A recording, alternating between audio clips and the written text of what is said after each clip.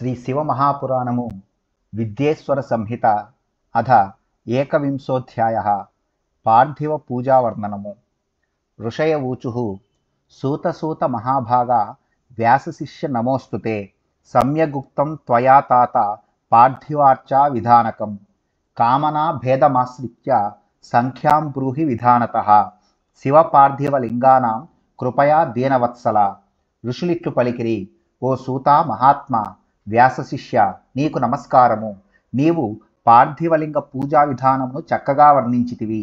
దీనదయాలో భక్తుల కామనలలోని భేదమును బట్టి పూజించవలసిన పార్థివలింగముల సంఖ్యను దయతో వర్ణింపుము.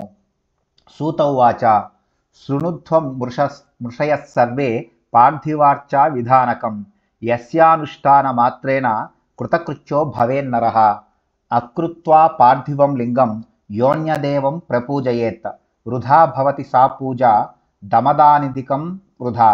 సంఖ్యా పార్థివలింగానాం యథా కామం నిగద్యతే సంఖ్యా సద్యో మునిశ్రేష్ట నిశ్చయేన ఫలప్రదా.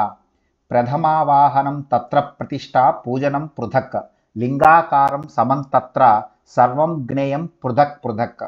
సూతుడిట్లు పలికెను, ఓ ఋషులారా, మీరందరూ వినుడు. పార్థివలింగ పూజా విధానమును చెప్పెదను. మానవుడు ఈ పూజను చేసినంత మాత్రాన కృతకృత్యుడగును. పార్థివలింగమును గాక ఇతర దేవతలను పూజించినచో ఆ పూజ ఇంద్రియ నిగ్రహము, దానము ఇత్యాదులు వృధాయగును. కామనను బట్టి పూజించదగిన పార్థివలింగముల సంఖ్యను చెప్పెదను. ఓ మునిశ్రేష్ఠ, ఈ సంఖ్యను అనుసరించి పూజను చేసినచో ఫలము వెనువెంటనే లభించుట నిశ్చయము. లింగములన్నింటికీ ఆకారము సమముగా నుండవలెను. ఆవాహనము, ప్రతిష్ఠ ఇత్యాది పూజను లింగములన్నింటికీ వేర్వేరుగా చేయవలెను. విద్యార్థి పురుష ప్రీత్య సహస్రవిత పార్థివం పూజయేచ్చివలింగం హి నిశ్చయాత్ తత్ఫలప్రదం. నరః పార్థివలింగానాం ధనార్థీ చ తదర్థకం పుత్రార్థీ సార్ధసాహస్రం వస్త్రార్థీ శతపంచకం మోక్షార్థీ కోటిగుణితం భూకామాశ్చ సహస్రకం దయార్థీ చ త్రిసాహస్రం తీర్థార్థీ ద్విసహస్రకం సుహృత్కామీ త్రిసాహస్రం వస్యార్థీ శతమష్టకం మరణార్థీ సప్తశతం మోహనార్థీ శతాష్టకం. విద్యను కోరు మానవుడు ప్రీతితో 1000 పార్థివలింగములను పూజించినచో నిశ్చయముగా ఫలము లభించును. ధనమును కోరు మానవుడు 500, పుత్రుని కోరువాడు 1500, వస్త్రములను కోరువాడు 500, మోక్షమును కోరువాడు 1,000,000, భూమిని కోరువాడు 1000, పరమేశ్వరుని దయ కోరువాడు 3000, తీర్థయాత్రను కోరువాడు 2000, స్నేహితుని కోరువాడు 3000, ఇతర వ్యక్తి తన వశము కావాలనని కోరువాడు 800, శత్రు నాశనమును కోరువాడు 700, ఇతరులను మోహింపజేయు కోరువాడు 800 పార్థివలింగములను అర్చించవలెను. ఉచ్చాటన పరశ్చైవ సహస్రం చ యథోక్తతః స్తంభనార్థీ సహస్రం తు ద్వేషనార్థీ తదర్థకం నిగడాన్ముక్తి కామస్తు సహస్రం సార్ధముత్తమం. మహారాజభయే 500 జ్ఞేయం విచక్షణైః చౌరాది సంకటే జ్ఞేయం పార్థివానాం శతద్వయం.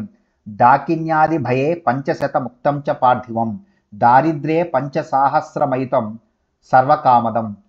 భూతోచ్చాటనమును చేయుగోరువాడు 1000, భూతదుల స్తంభమును చేయగోరువాడు 1000, శత్రునాశనమును కోరువాడు 500, సంకెళ్ల నుండి విడుదలను కోరువాడు 1500, మహారాజ భయము కలిగినప్పుడు 500, చోరుల వలన కష్టము కలిగినప్పుడు 200, దారిద్ర్యము పోవుటకు 5,000, కోర్కెలన్నీ ఈడేరుటకు 10,000 ఉత్తమ పార్థివలింగములను యథావిధిగా పూజించవలెనని పండితులు తెలియవలెను. అధ నిత్య విధిం వక్ష్యే శృణుధ్వం మునిసత్తమాః. ఏకం పాపహరం ప్రోక్తం ద్విలింగం చార్ధసిద్ధిదం త్రిలింగం సర్వకామానాం కారణం పరమీరితం. మతాంతరమధో వక్ష్యే సంఖ్యాయాం మునిభేదతః లింగానామయుతం కృత్వా పార్థివానాం సుబుద్ధిమాన్. నిర్భయో హి భవేన్నూనం మహారాజభయం హరేత్ కారాగృహాది ఇత్యర్థ మయుతం కారయేద్బుధః. డాకిన్యాది భయే 7,000 కారయేత్తథా సహస్రాని 5,500 పుత్రః ప్రకారయేత్. లింగానామయితేనైవ కన్యాకా సంతతిం లభేత్. ఓ మునిశ్రేష్ఠులారా, ఇప్పుడు నిత్య విధి గురించి చెప్పెదను వినుడు. ఒక లింగమును పూజించిన పాపములు తొలగును. 2 లింగములను అర్చించినచో కార్యసిద్ధి కలుగును. 3 లింగములను అర్చించిన కోర్కెలన్నీ ఈడేరునని చెప్పబడినది. ఈ సంఖ్య విషయంలో మునుల అభిప్రాయమునందు భేదము గలదు. అట్టి సంఖ్యా భేదమును ఒకదానిని చెప్పెదను. బుద్ధిమంతుడు 10,000 లింగములను పూజించినచో మహారాజ భయమే గాక అన్ని భయములు తొలగును. చెరసాల నుండి విముక్తిని కోరు విద్వాంసుడు 10,000 లింగముల పూజను చేయించవలెను. డాకిని మొదలగు పిశాచముల వలన భయము కలిగినచో 7,000 లింగముల పూజను చేయించవలెను.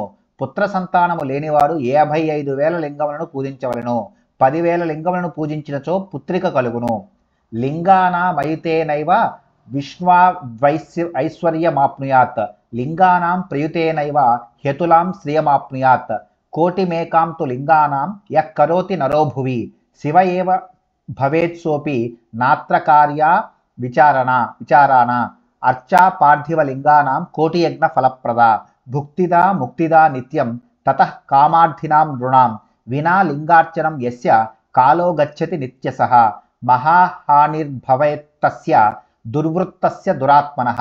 10,000 లింగములను అర్చించడం వలన విష్ణువు మొదలగు దేవతల ఐశ్వర్యముతో సమమగు ఐశ్వర్యము లభించును. 1,00,000 లింగములను అర్చించిన వ్యక్తి సాటిలేని సంపదను పొందును. ఈ లోకములో 1,00,000 లింగమును అర్చించు మానవుడు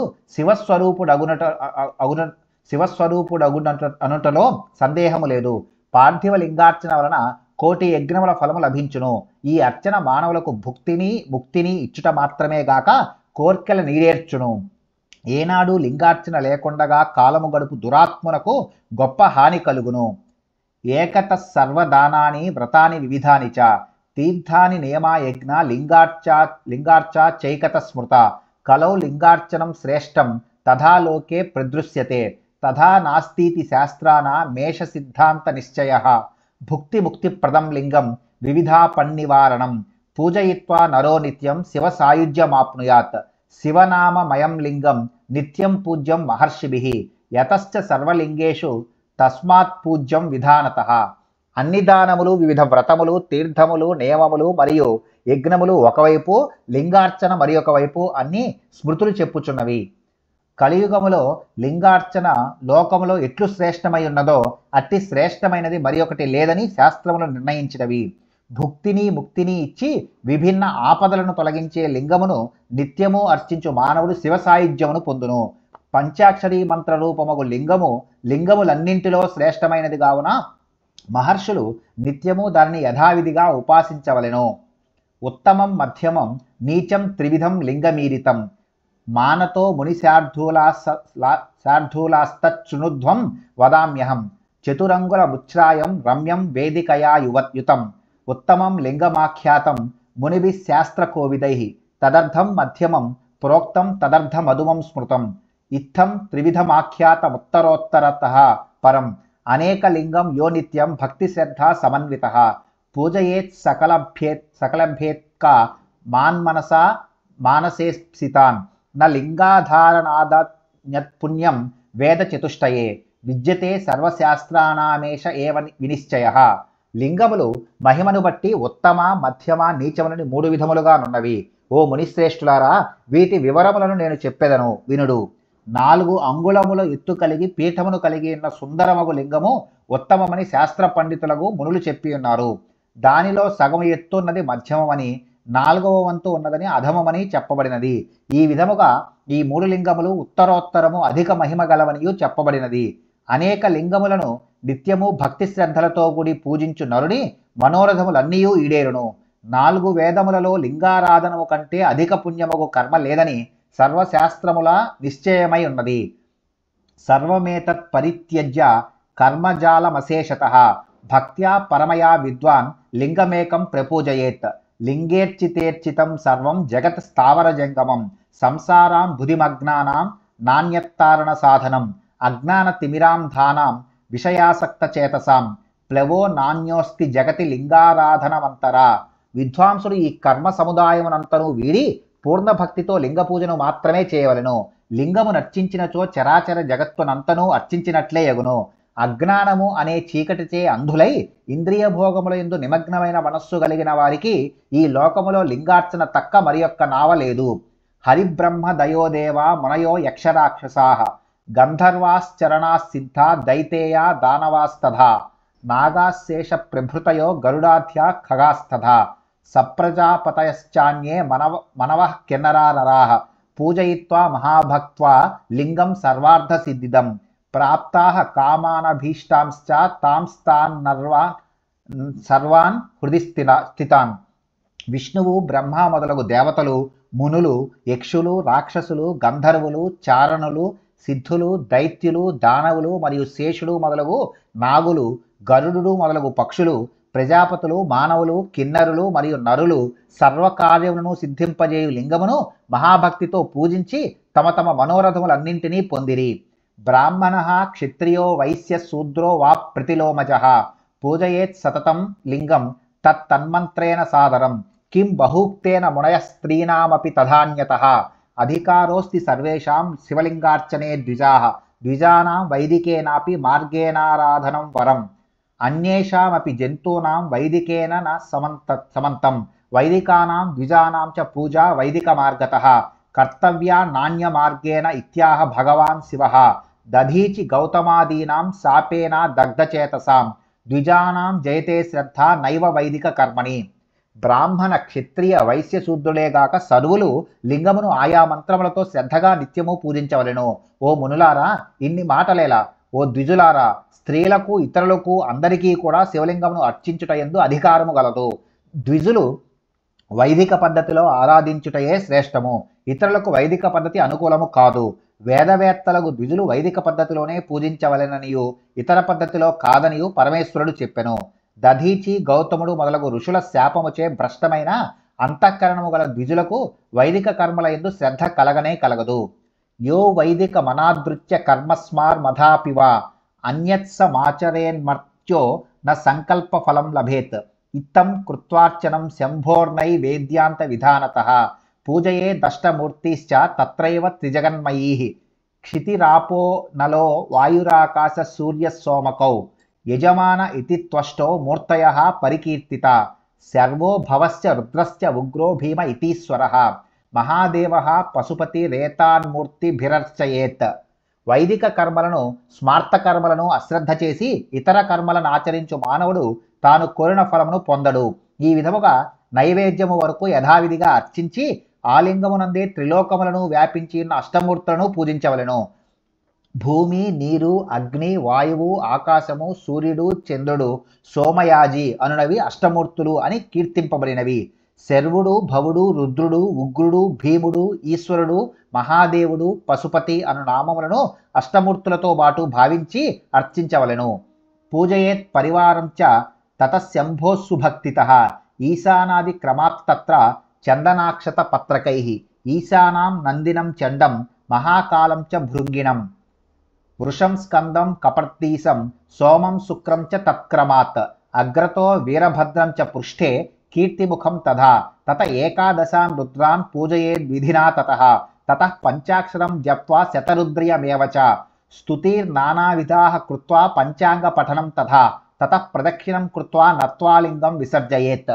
తరువాత శివుని పరివారమును భక్తితో పూజించవలెను.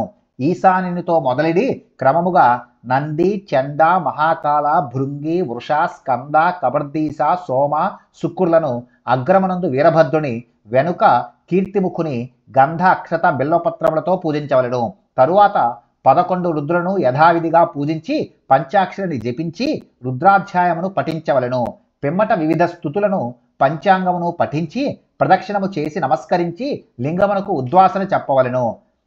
ఇది ప్రోక్తమశేషం చ శివపూజనమాదరాత్ రాత్రావు జగ్ముఖః కుర్యాద్దేవకార్యం సదైవ హి శివార్చనం సదాప్యేవం శుచిః కుర్యాదుదజ్ముఖః న ప్రాచీమగ్రతభోర్నోదీచీం శక్తి సంహితాం న ప్రతీచీం యతః పృష్టమతోగ్రాహ్యం సమాశ్రయేత్ వినా భస్మ త్రిపుండ్రేణ వినా రుద్రాక్షమాలయా బిల్వపత్రం వినానైవ పూజయోచ్చంకరం బుధః భస్మాప్రాప్తో మునిశ్రేష్ట ప్రవృత్తే శివపూజనే తస్మాన్ మృదాపి కర్తవ్యం లలాటే చిత్రిపుండ్రకం. ఈ విధముగా శివపూజను నిశ్శేషముగా శ్రద్ధతో చెప్పితిని. దేవకార్యమును రాత్రి యందు ఎప్పుడైనను ఉత్తరము వైపు కూర్చుని మాత్రమే చేయవలెను. భక్తుడు శుచి అయి ఉత్తరాభిముఖుడుగానే శివుని అర్చించవలెను. శివలింగమునకు ఎదురుగా తూర్పునందు గాని, శక్తి ఉండే ఉత్తర భాగమునందు గాని వెనుక పశ్చిమమందు గాని అర్చనకు కూర్చుండరాదు.